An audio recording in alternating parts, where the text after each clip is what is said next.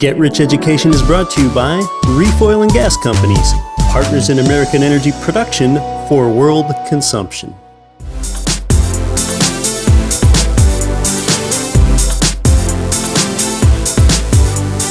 Welcome to Get Rich Education with Keith Weinhold, giving you information and ideas on the investment that has turned more ordinary people into millionaires and billionaires than anything else, and can provide you with more wealth and happiness than you ever thought possible. Now, here's your host, investor, entrepreneur, business owner, and educator, Keith Weinhold. Welcome to Get Rich Education, show number 14. I am your host, Keith Weinhold. Welcome to the show where I've just been giving it all away. All my best wealth-building ideas are being shared right here. Since buying my first apartment building more than 12 years ago, I've been lucky. I've had a lot of success, and I've since expanded nationally and internationally. And I'm just giving you my best accumulated wealth-building knowledge, strategy, ideas, experience, all the good stuff in a fun, straightforward, and motivational way. And I've been hooking you up with my trusted contacts along the way here. I've started bringing them onto the show as guests so that my contacts can be yours. My goal is to make you more successful than me, faster than me. Speaking of success, it seems that a lot of investors only want to talk about their success, whether it's pride or ego or whatever. Some people want to hide their failures. Well, hiding failures is not real. It's not authentic. It's not true to life. No matter how well-known or reputable an investor is, Donald Trump, Warren Buffett, Robert Kiyosaki, well, every one of those guys have lots of failures. In fact, often it's those that fail fastest that often find success soonest. You know, every piece of investment real estate that I've ever owned had provided me with a significant financial benefit. Every one. I've had a great record. Straight up undefeated, dude. Until now. I sold a property yesterday, a loser.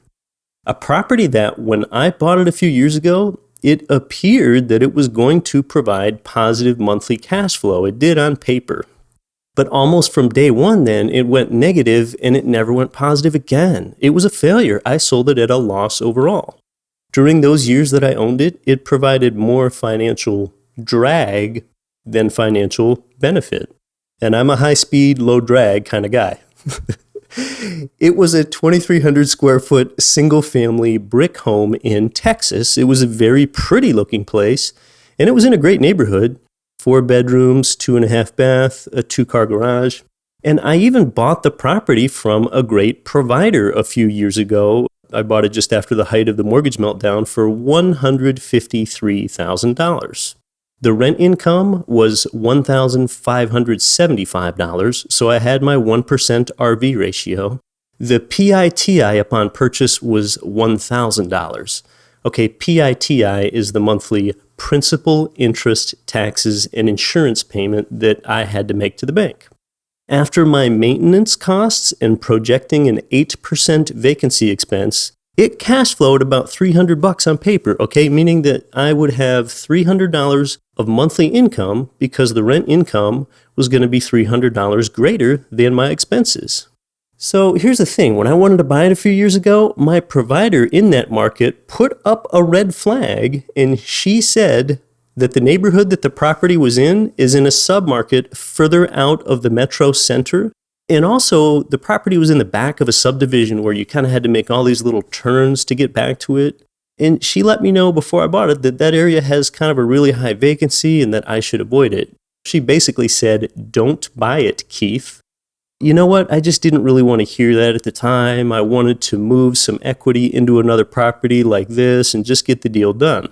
There were a few other $100,000 properties in the market she was offering, but I didn't want to dink around with a loan for just a $100K property. A $153K property was really barely large enough for me to want to mess around with. I do own several $1 million worth of property. So to me, this was just a little deal, and I just wanted to move this along and not heed my local property provider's advice. I mean, I basically just ran a stop sign on that one, okay? And I didn't take her advice. A provider that would know, because she's in this market every day. She has that local, street level, subdivision level knowledge. All right, well, after I owned it a couple years with, the long vacancies inevitably that did happen between tenants, and that was getting kind of old to me, the next thing that happened is that the Texas county that this property resides in raised the property taxes 32% at one time. 32%. I've never had a raise of that magnitude happen in any nation or state where I own investment real estate. A tax protest with the county went nowhere, so now my $1,575 rent has a PITI expense of $1,300. So even if the property was occupied, my cash flow would be zero, and we had a difficult time attracting a tenant. So a few more months of weathering that with no end in sight, I sold it. All right. By the way, I did sell it for $165K. That was $12K more than I bought it for. And I did sell it to an all-cash buyer, so we were able to close pretty fast. But even though I sold it for more than I bought it for, it didn't work. After paying the seller agent a 5% commission and some closing costs, there really wasn't any capital gain either. And I lost money the months that I held on to it as well. Now, I could have afforded to hold on to the property. I could afford to hemorrhage those dollars every month, but when I'm feeding it rather than it feeding me like every other property I've got, well, that makes that a liability, not an asset. Collect cash flowing assets. Yeah, it was time to summarily jettison that joint out of the portfolio. So my formerly undefeated win-loss record got dented. Instead of being 30 wins and 0 losses or whatever, now I'm 29-1. So just go ahead and hang the big L on me for that one. I do have a friend that bought a couple properties from that same provider in that same market, and it's going okay for him. He bought where the demand is high enough for good occupancy. He's closer to the center of the metro, and so he's got some positive cash flow. So basically, listeners, my actions are congruent with my advice. I practice what I preach. I tell you that you should only buy a property that provides positive cash flow. Well, mine became a negative cash flower, so I sold it. I only do myself what I would tell you to do yourself.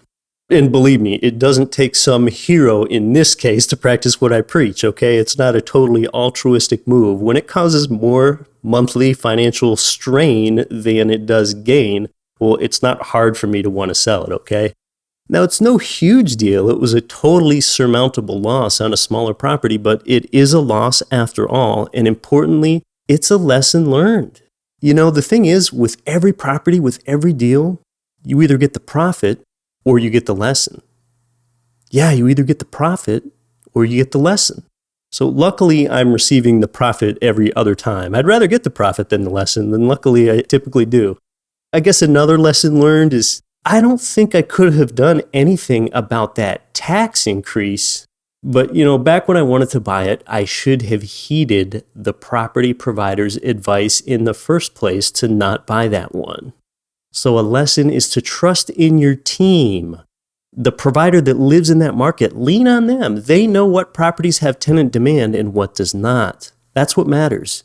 I've already told you here a number of times before that the team of professionals that you engage with is more important than the property.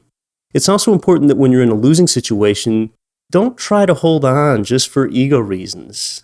Cut your losses. You limit your loss that way. Hey, and there's nothing wrong with Texas. Texas cities are generally good investor markets. Dallas-Fort Worth, Houston, San Antonio. I'm bullish on Texas real estate investing. Austin doesn't work as well as some of those other markets, but the market wasn't the problem. The sub-market was. I ended up selling that property to an owner-occupant family, a family that's going to own and live there. It's a great place for them. It no longer worked as an investment. I wish the new homeowner all the best there and opening presents underneath a Christmas tree for generations. So, hey, well, Tom Hopkins was on the show 2 episodes ago, and what we did is we recently put a link there on episode 12 show notes so that Get Rich Education listeners get a discount on Tom Hopkins International's Sales Academy in Orlando, February 20th and 21st. Yeah. So rather than you paying the usual $695 or $795, GRE listeners get tuition to the 2-day event for just $545 when they buy through that link. So I'm really happy to bring you that. When I hook you up with my contacts like I did there at Tom Hopkins International, I try to negotiate for a group discount for all of you listeners. And hey, if that's not enough incentive for you to want to go, my right-hand man here at GRE, John Collins, is going to that event. So you'll get to meet John. I can't make it down there that weekend. You've heard me mention John at the end of a couple shows. He's the business developer here. He's actually my very best friend. He's a great guy. He's a kind guy. He helps me organize the guest appearances here and other things. Well, if John is flying all the way from Anchorage, Alaska to Orlando, Florida for this event, you should consider it too. It's a big event. Sales is the most universal business skill. Yeah, get rich skill that there is out there.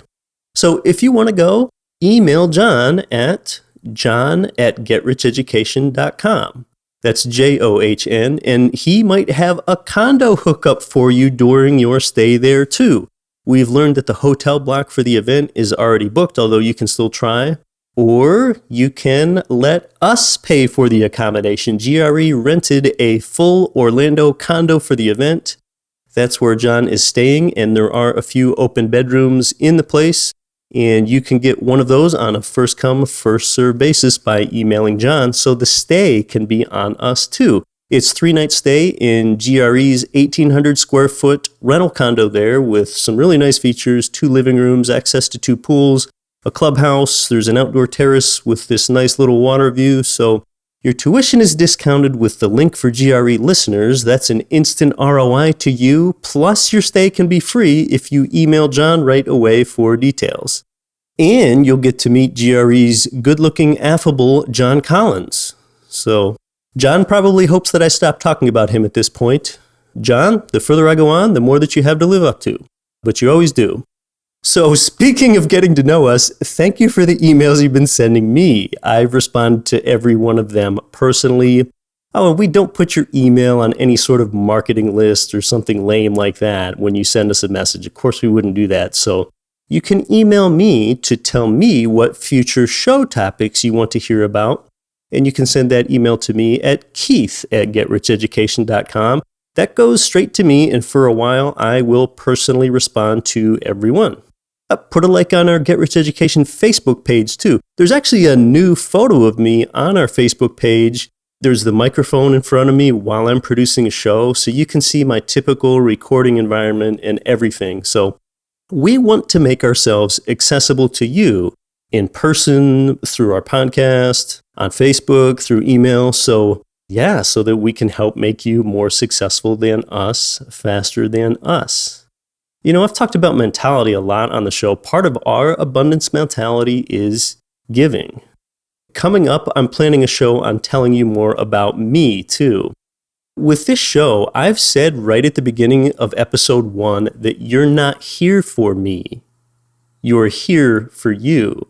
But I've been told that I really do need to do a show about me. I think I'll call it About Me and Anchorage, Alaska, or something like that. Hey, we also got great feedback on episode 10, Vocab Rehab, where I tell you how to talk like an investor.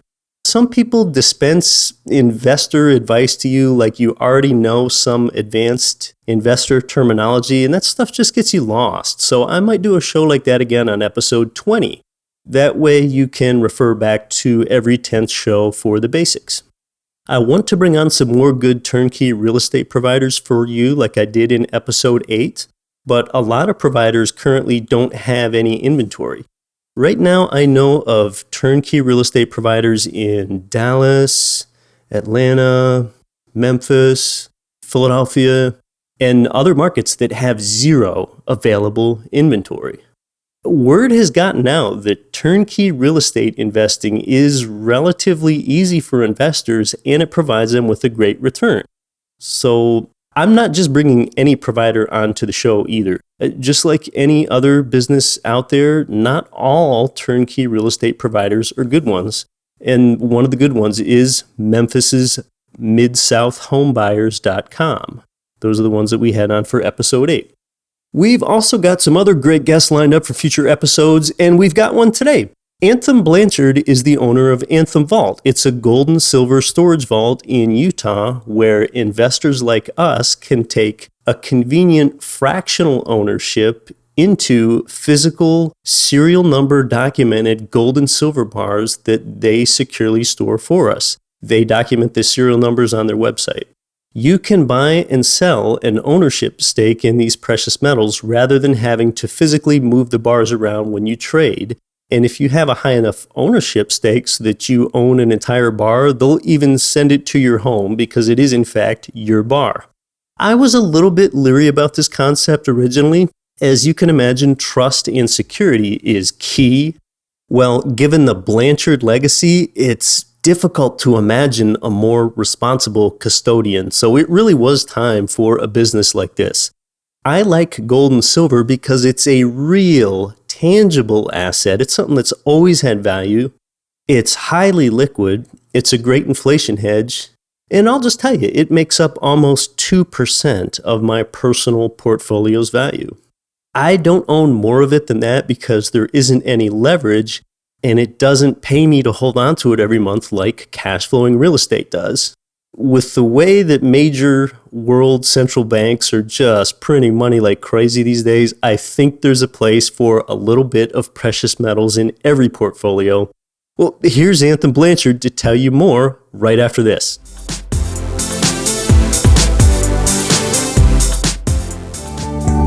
Are you looking for an investment with the potential to offer monthly cash flow and tax advantages? While prices fall at the pump, now could be the time to invest in oil and gas. In business for nearly 30 years, Reef Oil and Gas Companies has endured price fluctuations and understands the importance of creating opportunities by purchasing oil and gas properties during distressed times. Primarily focused on the Bakken Three Forks of North Dakota and the Eagle Ford Shale of South Central Texas, Reef's model is designed to generate revenue and provide tax advantages from the production of oil and natural gas. For more information on this investment opportunity, go to reefogc.com.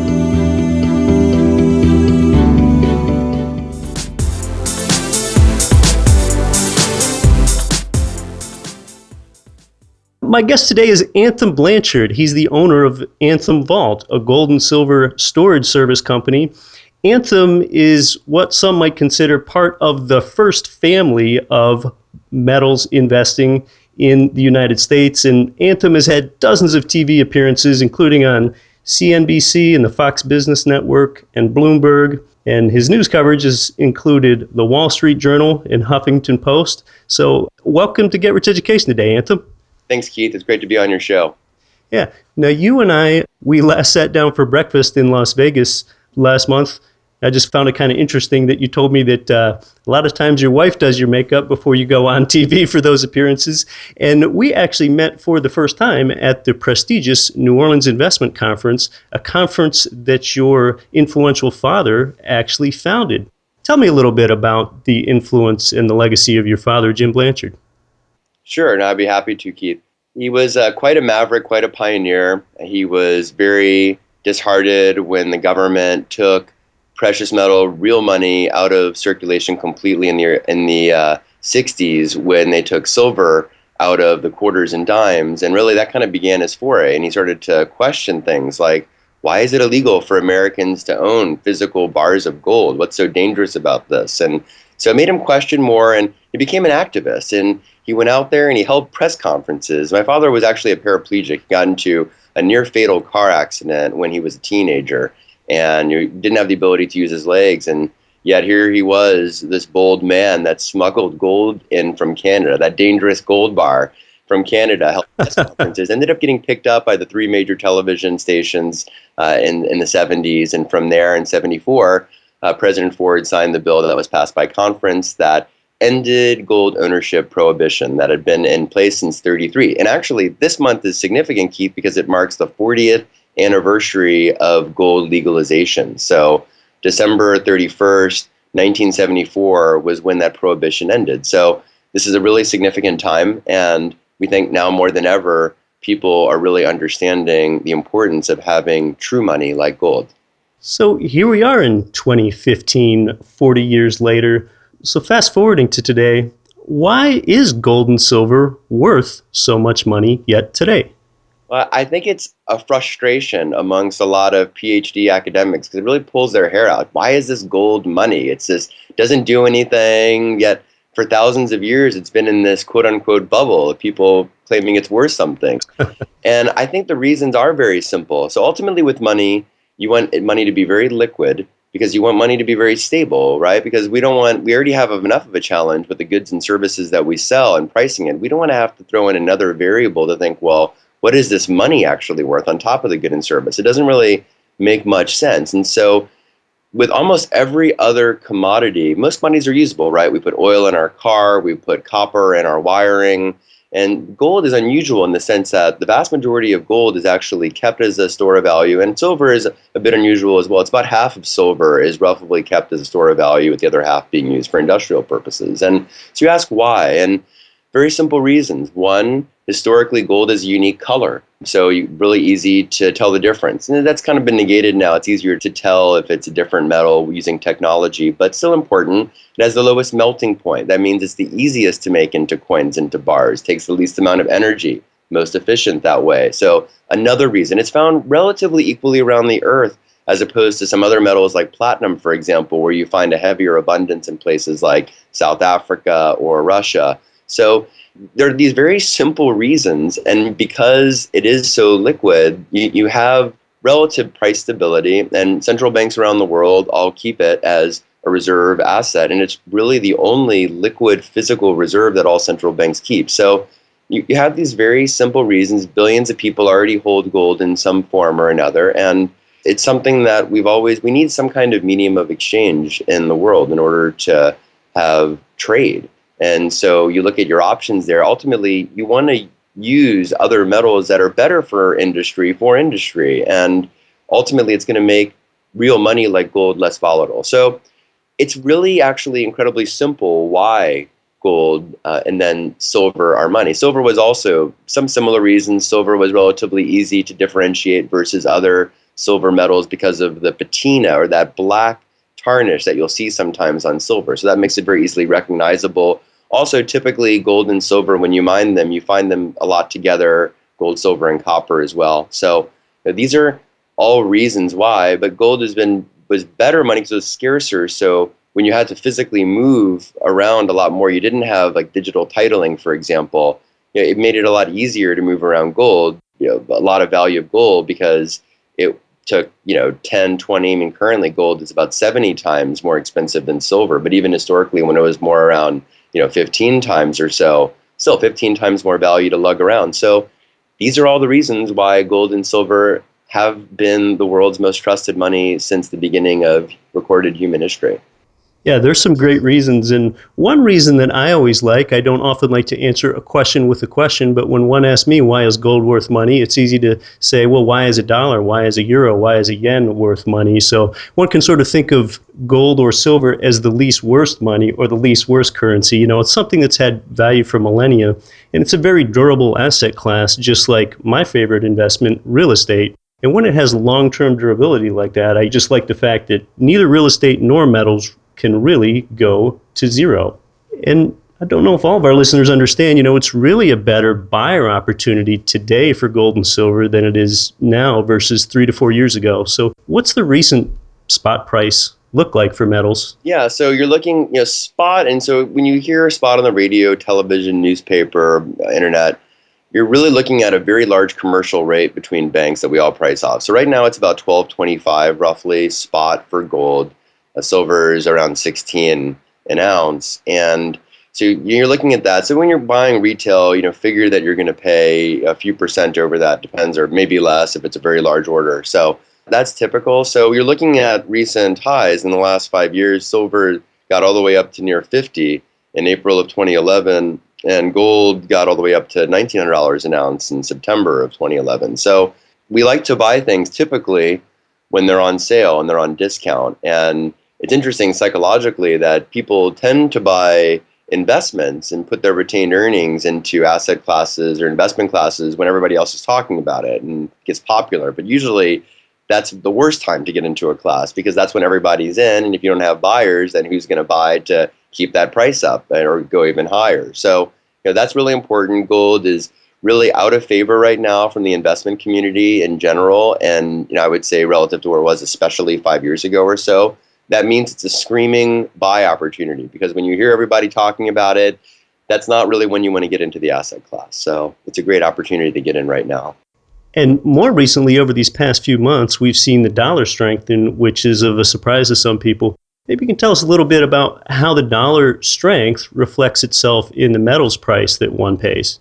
So it's unusual in the sense that typically when you see dollar strength, historically, you've seen gold weakness. And we definitely saw a little bit of that in 14, but not much. I mean, gold went down, was only down about a little under 2%. It was about 1.8% of the whole year of 2014, while the dollar strengthened against every single major currency out there. I mean, there was literally, I think the Somalia shilling was one of the only currencies I saw that actually strengthened versus the dollar. And that's a simple. I don't have any of those. Well, there hasn't been a government to print a lot of them in recent times, which is probably telling. It's interesting. And I think what's important, maybe not your listeners might not understand this, but really ever since World War II, the world is a dollar world. We live in a dollar world. And so even though we have these other currencies that other countries have, at the end of the day, when you really actually start analyzing, they're really all backed by dollars or dollar denominated debt or other types of dollar assets, you could say, or maybe what your listeners may refer to more as a liability. So the banking system I consider a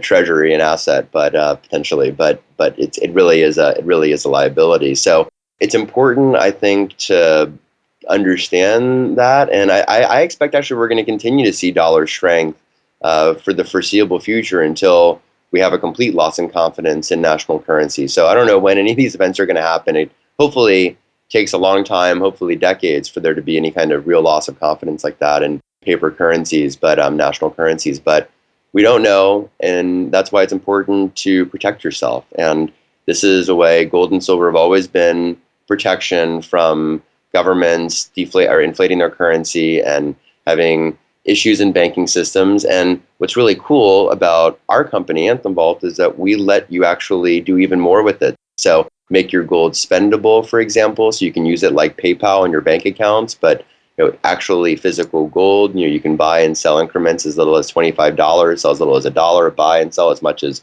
$5 million per order. So gold is incredibly liquid, silver, they're very liquid markets, and it's really cool to see a renaissance. Technology being able to make gold and silver, once again, really useful currency.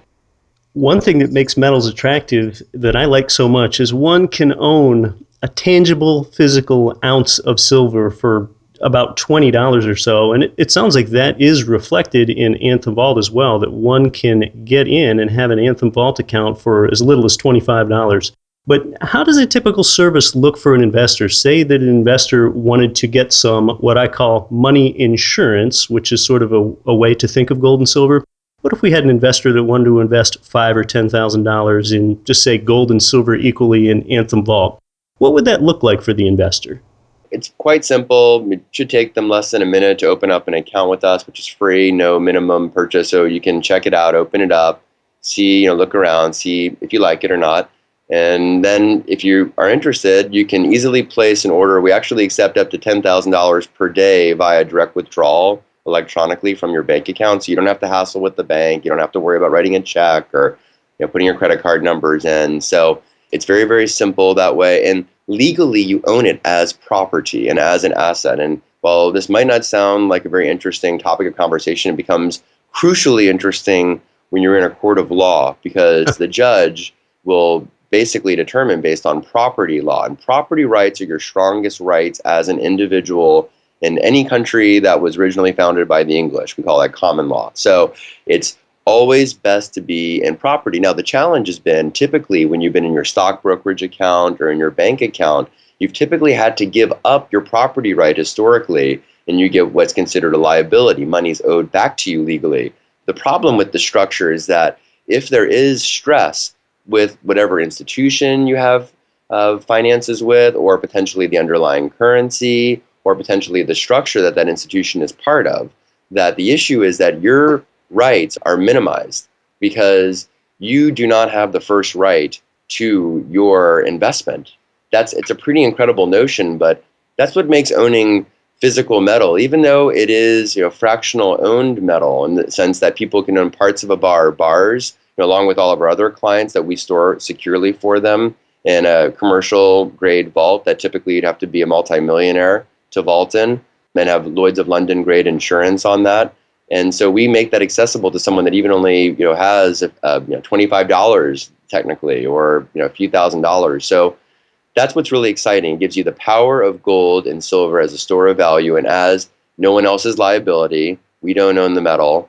You own the metal. Your client owns the metal. But being able to have that liquidity that we enjoy in our bank account or our stock brokerage account. That's the power of Anthem Vault. Sure. And gold and silver, since it is about the most liquid asset class I can possibly think of, what does the exit strategy look like for an investor that wanted to cash out of their Anthem Vault holdings rather quickly? Super simple. I mean, in theory, if they want to, it can be a 24-hour turnaround time. So they go into their account, sell. Again, they can sell up to $5 million per order. They could place multiple orders in their account, even if they had $50 million or $100 million in their account. So that's how liquid the gold market is. And so, it's very, very simple. That's where I would say there is a little bit of a difference, and you can start kind of differentiating some of these different physical asset classes in the sense that in real estate, you might be in a really hot market. Maybe you can turn around that house in a week. And eventually, if you drop the price, you're going to find a buyer likely, unless maybe you're in a place like Detroit, I don't know. But even now, right, those markets are turning around. So gold is a little different in the sense that you can pick it up, right? You can't haul a piece of the earth around somewhere else on the earth. It right doesn't really work. So, but gold you can. So it is portable. So it makes it really easy to sell, really easy to move around to another jurisdictions. If the government, where in our case is Utah, will be opening up vaults around the world as well. But if a government got funny about metal or some kind of property, well, it's real simple to transfer it around the world. So these are some of the unique advantages of having a portable physical asset like gold and silver. Well, let's switch gears for a minute, Anthem. I know that you were at the Consumer Electronics Show in Las Vegas lately, and you're fairly tech savvy. So what's a really useful investor online resource or app that you like that one of my listeners might benefit from knowing about? So every morning when I wake up, I go two places. I go to Bloomberg in the Bloomberg app, and I find that's very instructive.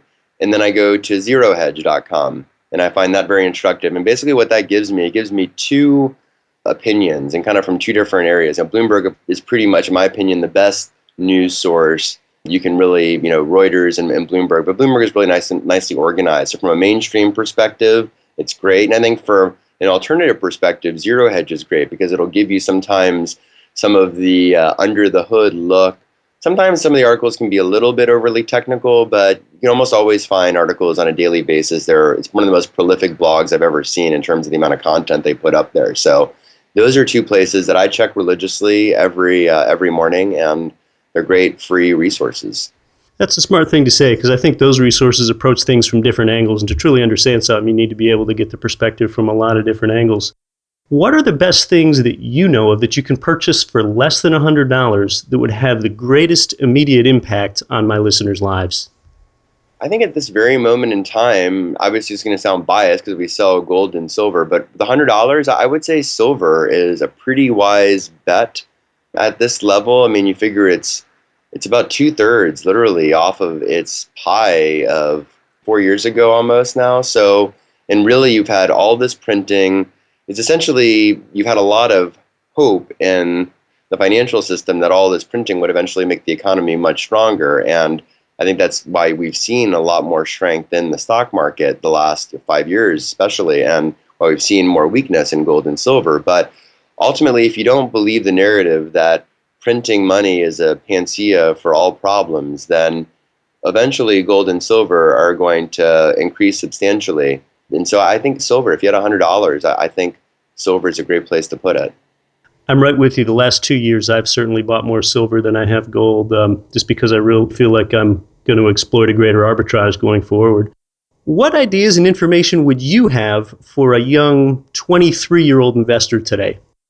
I would say, so I'm not a CFA or CPA or CFP, but I do invest my own personal money. I have now for over a decade and been pretty successful with it. So I would say this. I would say take risks. When you're younger, you don't have kids typically. You don't have dependents. This is the time to take risks, number one. So I'd say start your own business. It doesn't matter what your business is. It doesn't matter if it's tiny, but start your own business. And that's a great way to take risks. Actually, you turned me on to a really interesting idea of these FHA loans and only having to have 3% down. That sounded really interesting to me.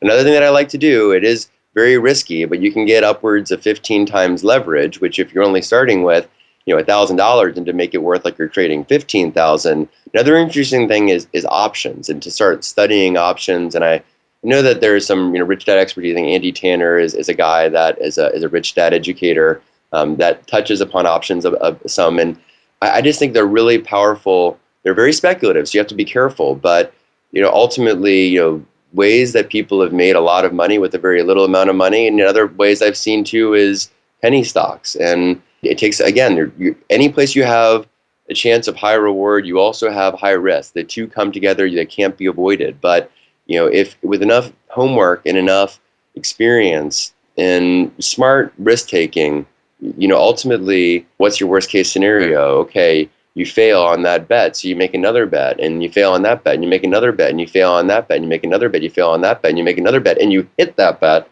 and now you're just up 10 times. So yeah, you might have lost maybe half of that before, but hey, now you're up over double, well over double, 5x more than you were when you first started failing, quote unquote. So that would be my biggest suggestion to your audience and to younger members of your audience specifically. That's great. I think that gives them a lot to chew on. Anthem, how can my listeners find out more about you and Anthem Vault? Check us out, anthemvault.com. So Anthem, like the Ayn Rand book, like my name, like the national anthem, Vault, V-A-U-L-T, anthemvault.com. Check us out. We're pretty pervasive on social as well. You can check us out, Facebook, Twitter, and yeah, find us there, call us. We're really, really friendly. We love talking with people. We pride ourselves on really being one with our clients and really wanting to increase functionality and really by listening to our clients and making our product as valuable to them in order to make their metal as valuable for them as possible. So yeah, please check us out. Call us 855-4AVAULT. So it's 855-428-2858. And I really, really appreciate the opportunity to get to speak with you and also to get to speak with your audience. So thank you. Thanks for coming on to the show today, Anthem. Appreciate it. Thanks, Keith.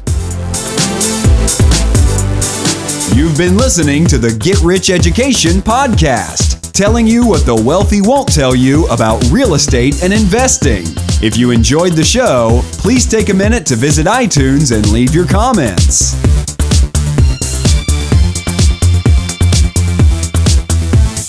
Nothing on this show should be considered specific, personal, or professional advice. Please consult an appropriate tax, legal, real estate, financial, or business professional for individualized advice. Opinions of guests are their own. Information is not guaranteed. All investment strategies have the potential for profit or loss. The host is operating on behalf of Get Rich Education, LLC exclusively.